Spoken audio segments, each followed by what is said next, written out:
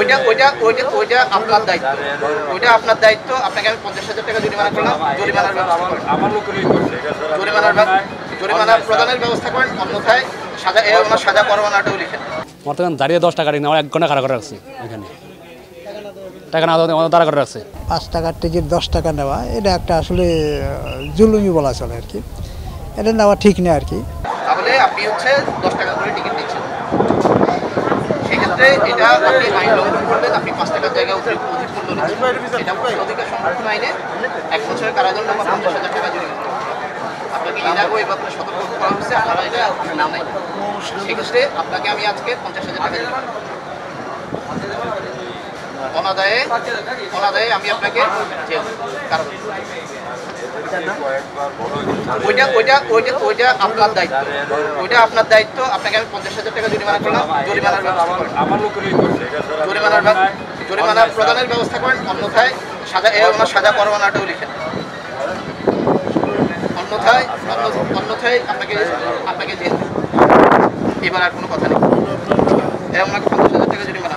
আমি আসছি জাঙ্গাইলা সদুরসর থেকে আসছি। আমি ঢাকা যাব 5 টাকা বলছি। আমি 5 টাকা বলার পরে জারে দিছে 10 টাকা টিকিট দিতে। আমি বললে তো গাড়ির টিকিট 5 টাকা, না 10 টাকা দিতে। আমার ধারিও দিছে পর্যন্ত।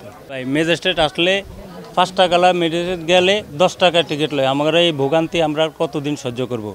আমরা এটা মানি না। আমরা 5 টাকার টিকিট নিতে হবে। জারি থেকে 10 টাকা টিকিট নিই, আমি 5 টাকা টিকিট হাজি, 5 টাকা নেয়নি, টাকা না দাঁড়া করে রাখছে। নগদের কাছে সব গ্রাহকই প্রিয়, তাই তো সারা দেশে ক্যাশ আউট চার্জ সবচেয়ে কম।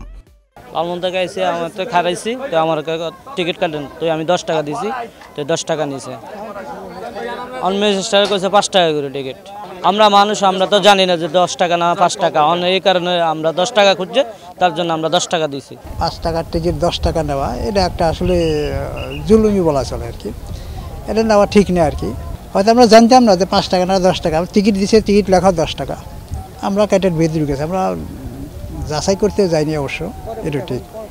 পরে জানলাম যে এটা 5 টাকা।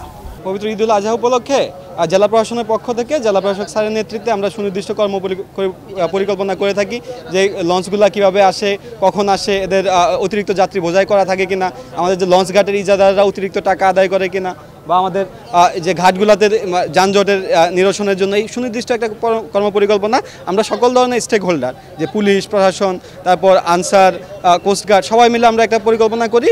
তারপর বিআইডব্লিউটিএ থেকে শুরু করে যারা স্টেক হোল্ডার আছে সবাইকে নিয়ে আমরা দায়িত্ব পালন করে থাকি। সকাল বিকাল দুপুর রাত যখনই লঞ্চ আসে, যখনই মনিটরিংয়ের আওতায় প্রয়োজন, আমরা তখনই এসে আমাদের দায়িত্ব পালন করি। এবং যদি কোনো ধরনের ব্যত্যয় পাই, আমরা সাথে সাথে মোবাইল কোর্টের আওতায় শাস্তির ব্যবস্থা নেই। এবং আজকের অভিযানে আমরা 2টি লঞ্চকে অতিরিক্ত যাত্রী বোঝাই অবস্থায় পাই এবং অভ্যন্তরীণ নৌ পরিবহন অধ্যাদেশ 1976-এর আওতায় বিভিন্ন ধারায় আমরা তাদেরকে শাস্তি প্রদান করে থাকি।